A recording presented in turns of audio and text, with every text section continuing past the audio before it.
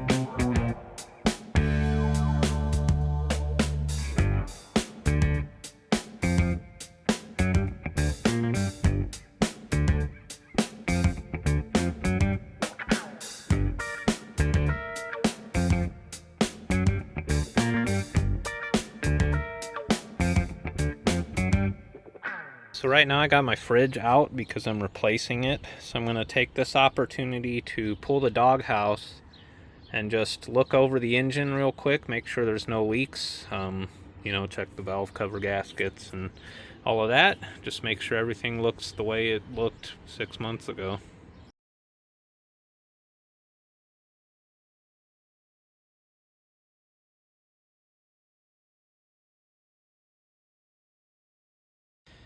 Yep, looks pretty good. I don't see any leakage back here. Just a little dusty. Exhaust bolts still look, you know, removable if need be. Yeah, this thing has the best of the best as far as like truck motors for LS.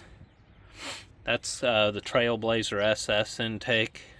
These are the 799 heads. Those are the best Cathedral Port LS heads you can get. And this is the highest output 4.8 liter, the L20. But when you have a 8,600 pound camper van behind it with way too tall of a rear gear ratio, it ain't enough, honestly. This van is a dog going up over mountain passes and stuff. I can't get out of people's way fast enough. Solid motor though. It's gonna last me a long time. It's in really good shape. It's just clean, you know. I'm used to like grease on everything and everything leaks, but I think we're looking pretty good here. I'm just gonna throw the doghouse back on and call it a day. I got this on Amazon. It's a 3-ton aluminum, lightweight-ish floor jack. I like the colors, and it was 170 bucks. The ones at Harbor Freight are 250. I hit the road with just a bottle jack.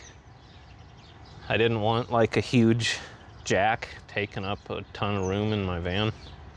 And when I rotated my tires in the desert, it was sketchy. The van kind of like rolled a little bit, and the jack got all, you know. So ever since then, I've been like really hoping I wouldn't have to change a tire. So I got this, and I'm gonna bring it with me.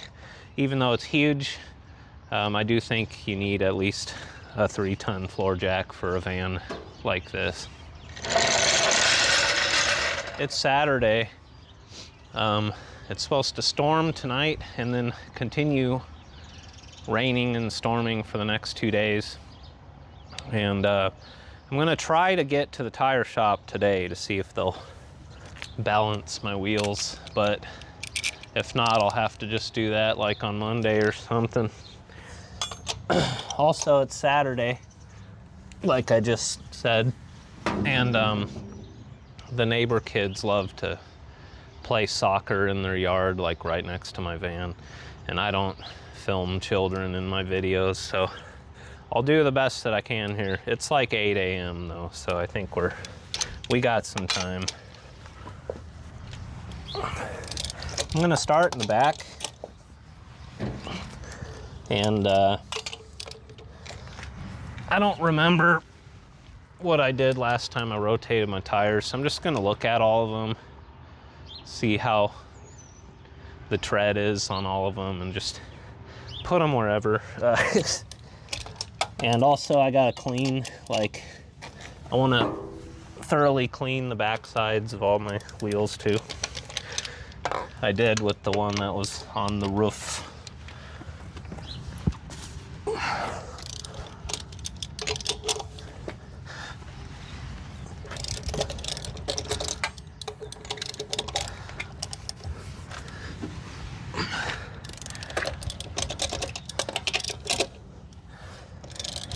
Yeah, some things are just non-negotiable when you live in a vehicle full-time. You have to be able to change a tire. That's kind of a, you know, it's a big deal.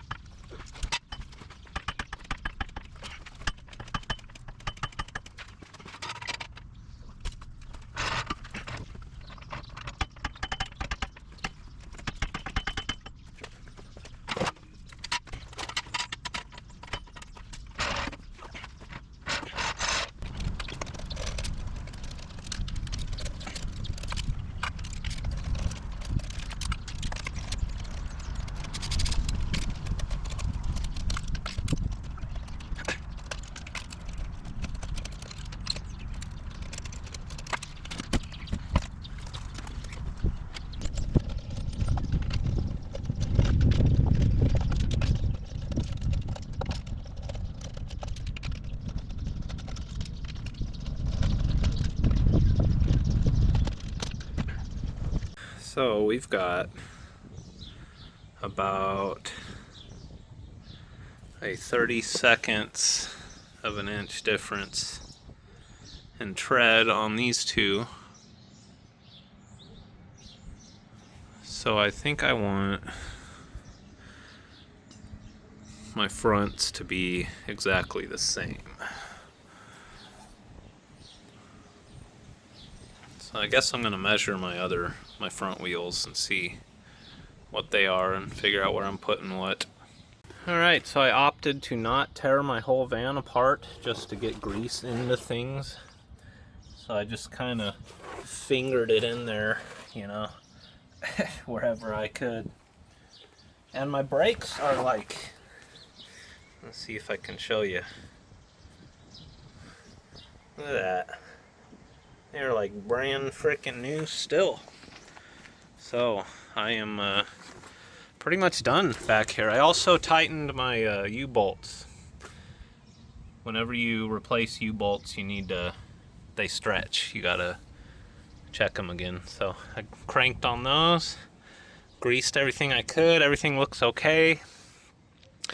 I'm just gonna, now I need to rotate my wheels around, check everything in the front, check the brakes up there, and then we can move on to probably going to the tire shop. I'm gonna give them a call here.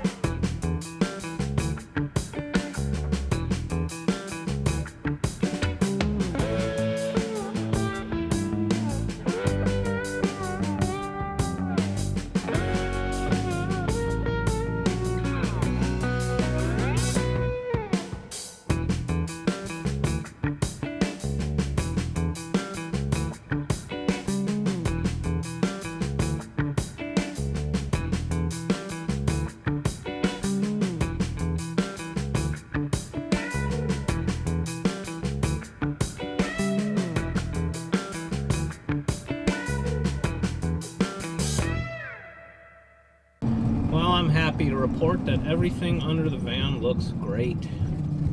Even the brakes are showing like no signs of wear, which is just crazy. Those AC Delco pads, man, there's something to say about that. The thing that seems like it's really just wearing out the quickest is my tires. I think I've knocked probably 1/8 of an inch, even more than that probably. Probably about 3/16 tread I've already worn off them tires in 6 months. But you know, a lot of gravel, lots and lots of off-road with a 8,600 pound van will do that. I still have a squeak in the rear end too. I'm like 95% sure it's the shocks, those cheap Monroe shocks I put on there. I might take them off and try to do something about that, I don't know. But I called the tire shop. They close at 1, it's 11, so I'm heading there now. They said, yeah, bring it on down. Gonna get my wheels balanced and get my TPMS programmed. This is my tire shop here in Omaha. It's a little independently owned place. They don't ask questions.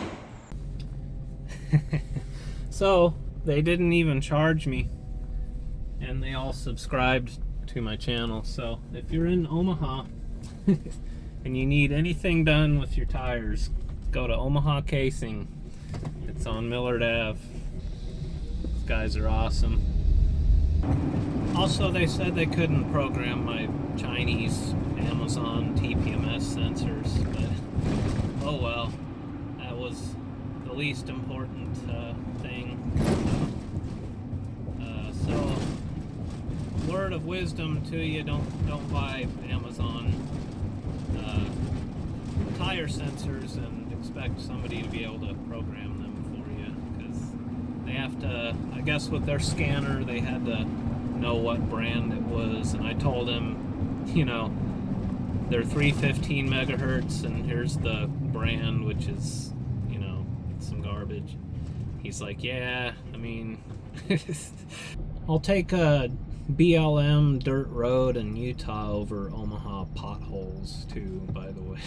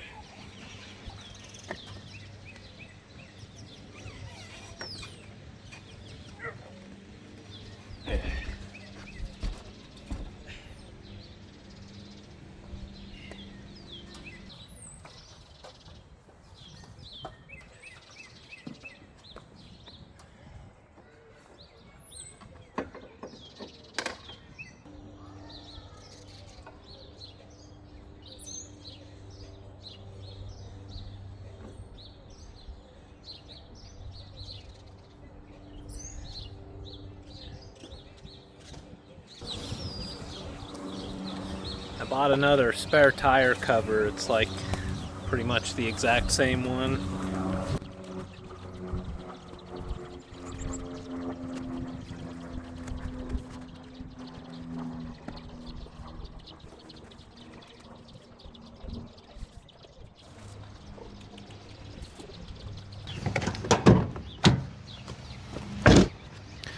All right, now I'm gonna change my oil. I got the good stuff here, Valvoline, full synthetic, high mileage. Going with the 530. When the van gets up to about, I don't know, 150K or more, I'll probably switch to 1030. Manufacturers lately are going to extremes to squeeze like every MPG possible out of vehicles.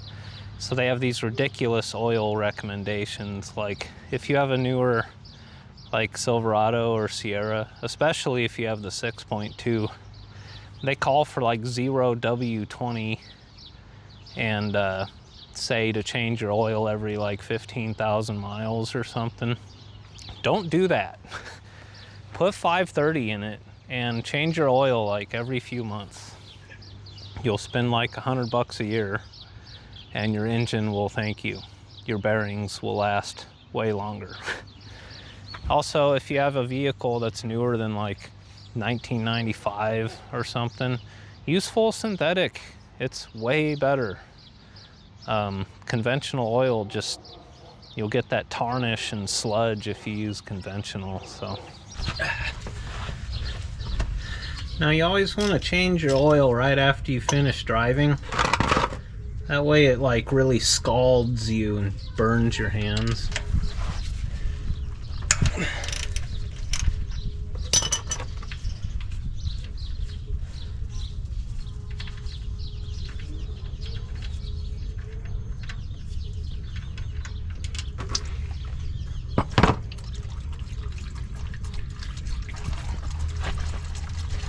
And then you gotta kind of like hang out and move the pan around as the stream kind of changes.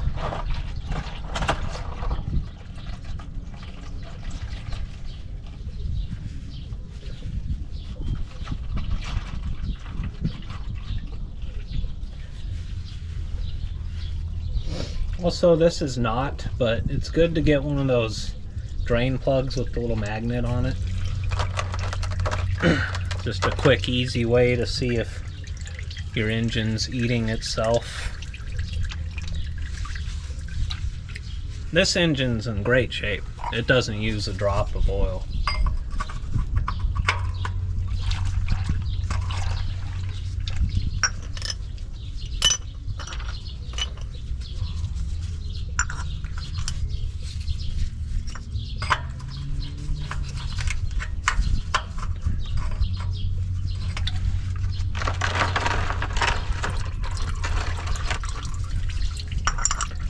real messy part is taking the filter off.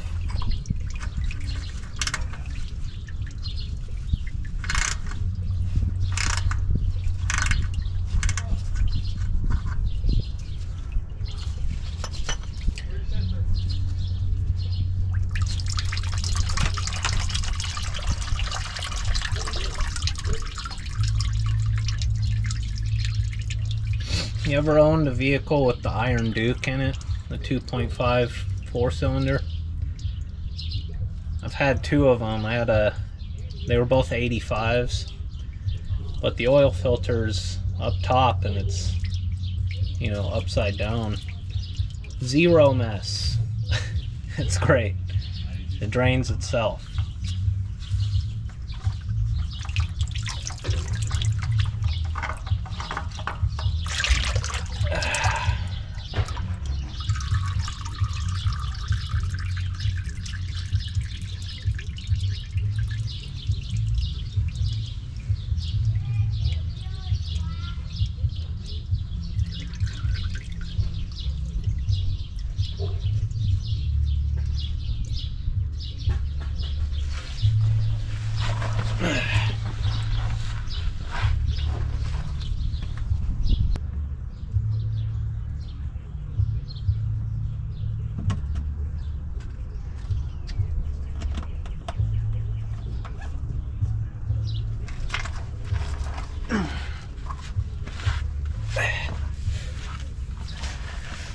So I always fill the oil filter with new oil. You don't get as bad of a dry start. You always get a couple seconds of clatter, and then I write the date on it for no reason, really. I don't even look at the date when I change my oil, but you know.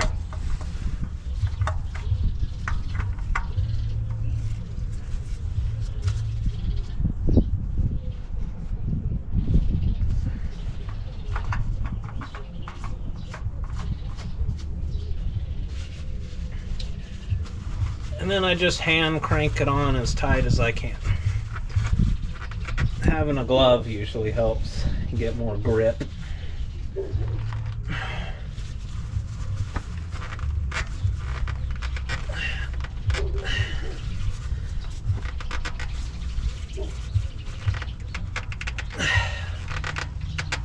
There we go.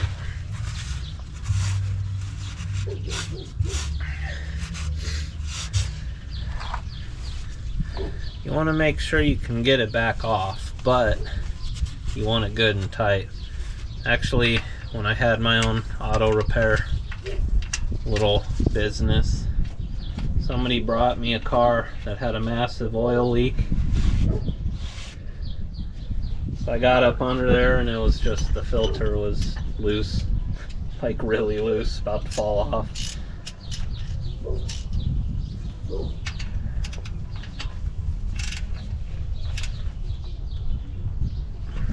There we go. Let's fill her up. Top side. Trying this new funnel I got from Menards for like $2. Funnel King. Funnel King. It's got a screen and it's bendy.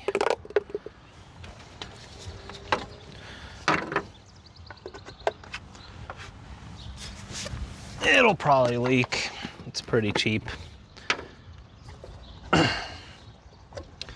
So the dipsticks on these vans are like 19 feet long. And all the LS truck motors call for like 6 quarts, which is really inconvenient because oil is sold in 5-quart jugs. But I've noticed with this van, if I put 5 in it, it's like right on the money on the dipstick. I've actually been overfilling it, doing like 5.5 every time. So I'm just gonna dump this in, see what it says, and then if I need to add more, I'm gonna have to mix and match a little bit. I still have some of that Quaker, but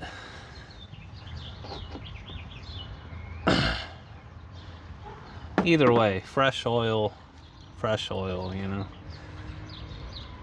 They're both full synthetic, high mileage. They're just different brands. I prefer Valvoline though. It just, whenever I use full synthetic Valvoline, my engines are just, they seem just way cleaner, you know. The oil pressure is always right on the money.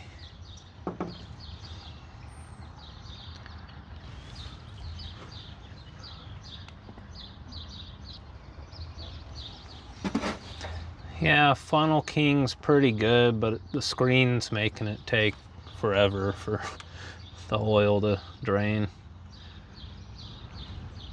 But having the flexi spout, that's where it's at.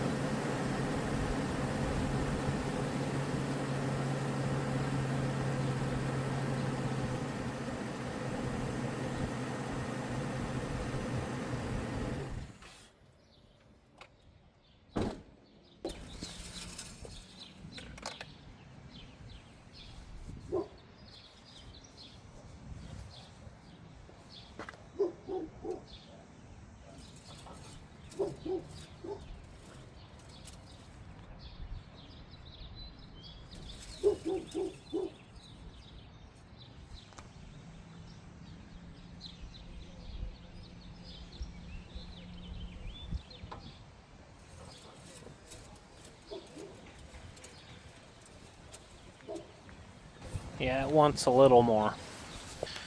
You know, while I'm at it, I'm gonna go ahead and change my generators all.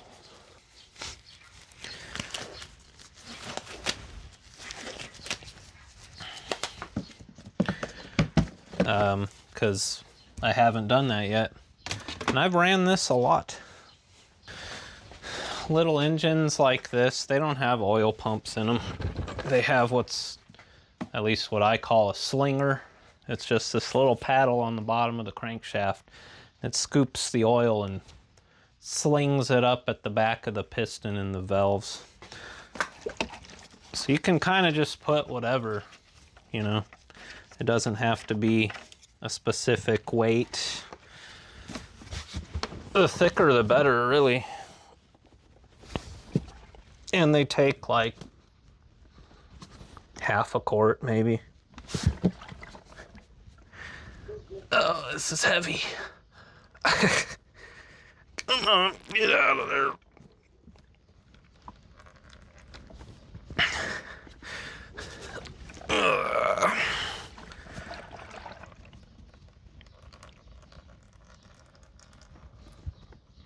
Yeah, good enough. Whew. You know, in my 20s, for one summer, I lifted weights for like 3 months every day. I haven't always been a wimp.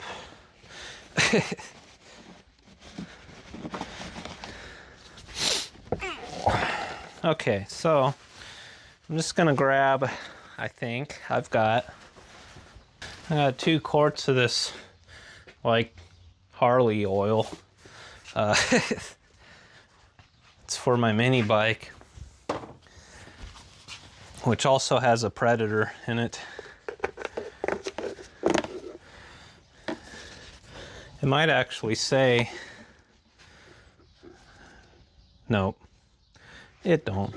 I was gonna say it might actually say what oil it recommends. Probably does in the manual, but this is 2050. And it's probably got like a lot of zinc and stuff in it.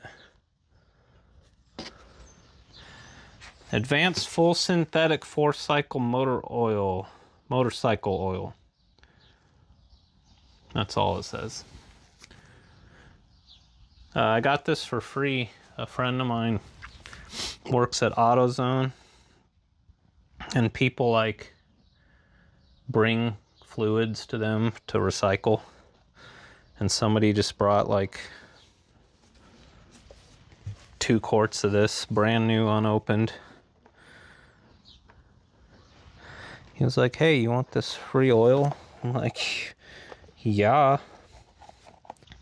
I was thinking about this generator, and you know, now that I have that diesel water heater and it's summertime, or going to be, I probably won't even really need this generator till like November, December. My solar was not keeping up in like January and February. It was, you know, when the sun is like, oh, way over there. But since about mid-March, it's been every day. The solar just charges me up to full. But I am going to be camping in forests a lot, you know, in the shade, trying to beat the heat. So maybe I will. I'm definitely bringing it with me. There's no doubt about that. I still have that other generator too. I need to put a carburetor on it and sell that thing. I got a generator and a fridge for sale now. Well, not actively for sale, but they're just sitting around. All right, I probably overfilled it. I think I put like barely any in there, but they really don't take much at all.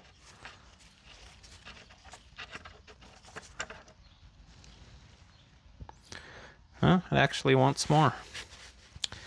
Wants a little more.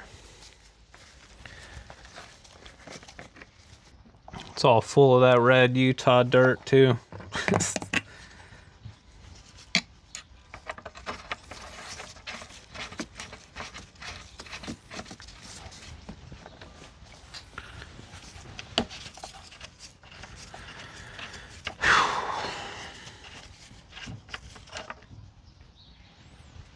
There we go. Perfect. Perfection.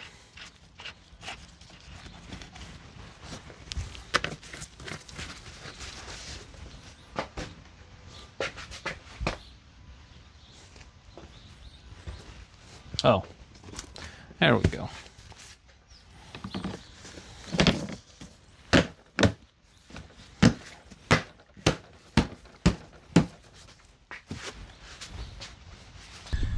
So the last like big mechanical thing on my to-do list is another transmission service.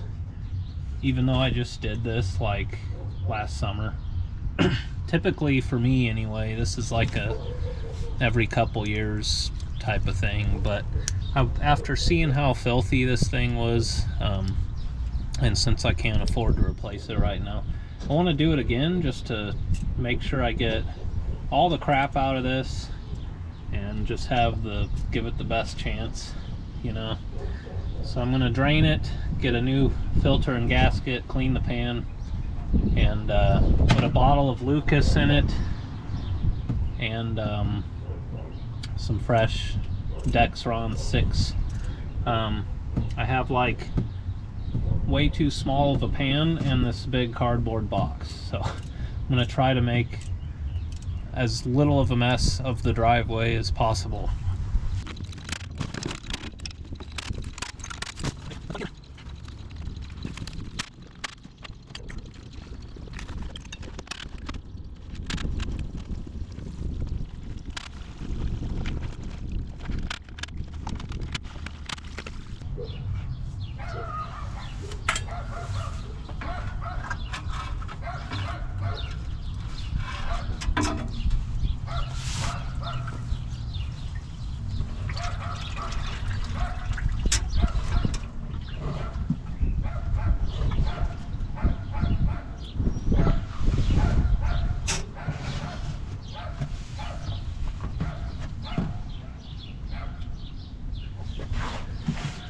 That looks way better than last time. Way better.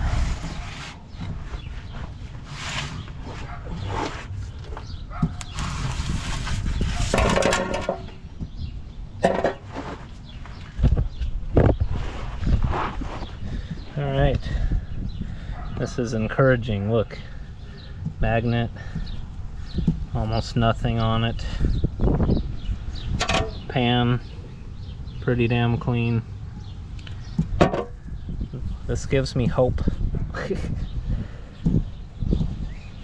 Especially after how hard I drove this thing, doing the mountain passes and having the van at its pretty much at its GVWR for the last like 6 months, driving around, just beating on it.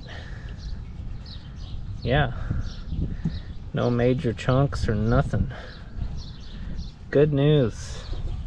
Oh, really? It's out of stock. They had it. 62 bucks. All right, I need to hurry up because it is about to rain like any minute. Sky is looking dark. So I'm kind of disappointed. Usually when you get the wicks with the rubber gasket, they make the bolt holes like smaller so they capture the bolts. You can like feed every bolt into the pan like this and it'll stay, which makes putting this all back together way easier, but that's not the case for this one, unfortunately. I was going to show you a trick, but another trick though is if you're going to use Lucas,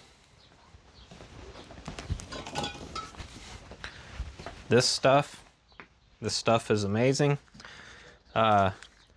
Just dump it right into the pan, because this stuff's like real thick, and by the time it goes through the freaking super long dipstick tube on a van, it takes like a week.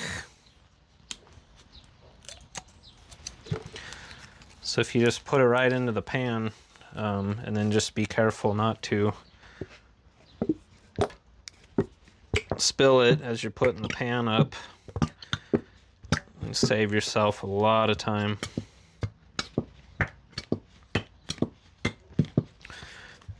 About 6 quarts came out, so I should be able to put this and then like a gallon of ATF in there, and it should be about perfect level. And the whole purpose of this stuff is basically it increases the viscosity of the fluid, because as your clutches wear out, they lose their grip. You know, they lose their bite. Transmission has a ton of little discs in it. There's these clutch discs. They're basically a friction material on a ring, and they all spin together and they have to grab each other. And when you have worn out clutches, all that material gets suspended in the fluid. So if you drain all that out, clean it all out, and then replace it with fresh transmission fluid, you're losing a lot of that friction, you know.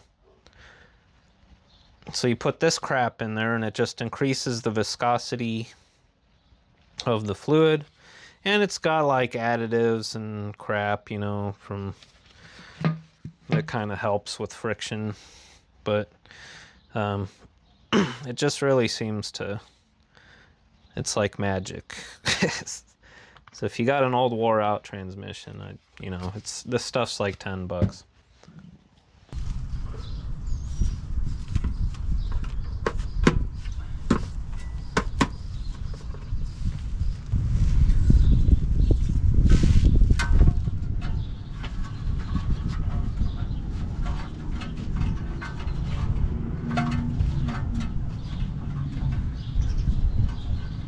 And I dunked the gasket in the Lucas. That's great. That's great. So I can at least get some corners in there.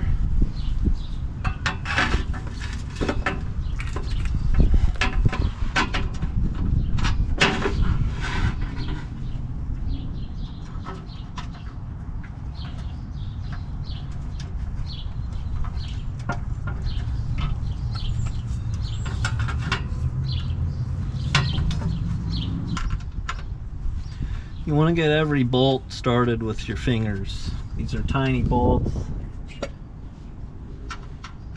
It's easy to like totally destroy the threads. The transmission is aluminum, you know.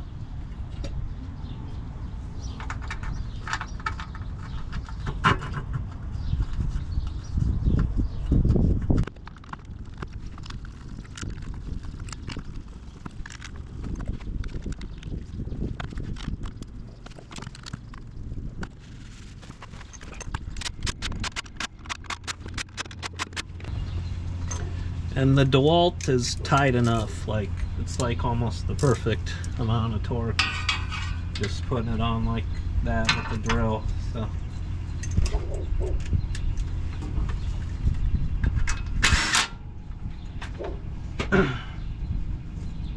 if you are torquing it by hand, just use a 1/4 inch ratchet. You do not want these too tight.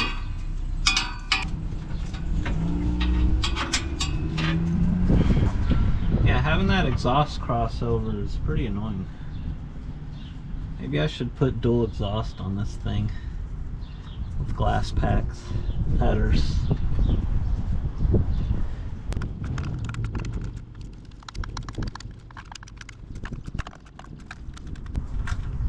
Alright, we're done. And I'm going to hose this crossover pipe with brake cleaner so it doesn't smoke like hell when I start this up.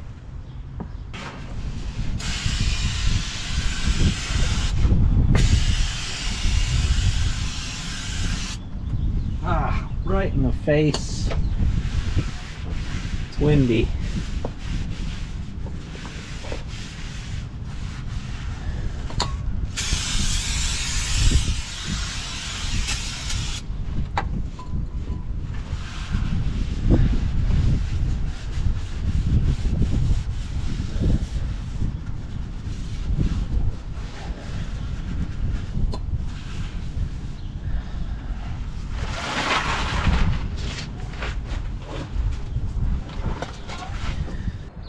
I did spray the funnel king out with brake cleaner and wiped it out.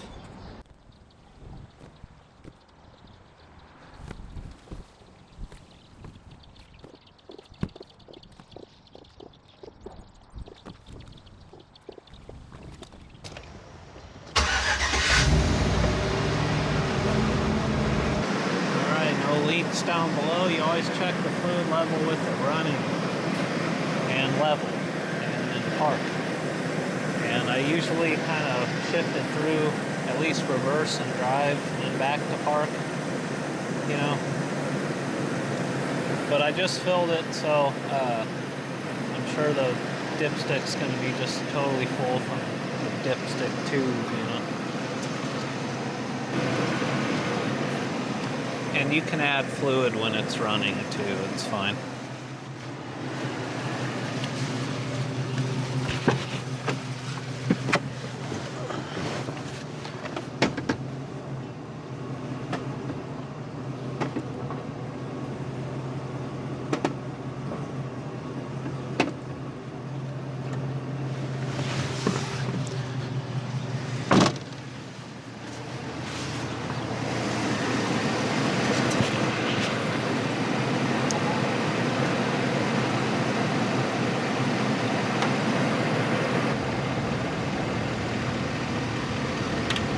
Needs a little more.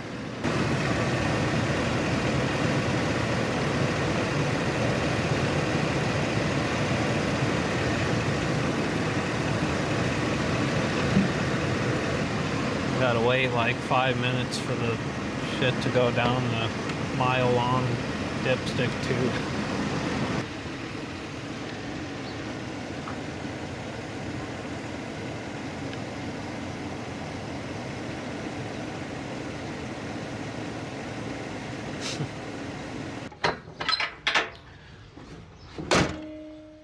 All right, I'm gonna drive, put a few miles on it and then get it kind of hot and check the fluid level again before I hit the road.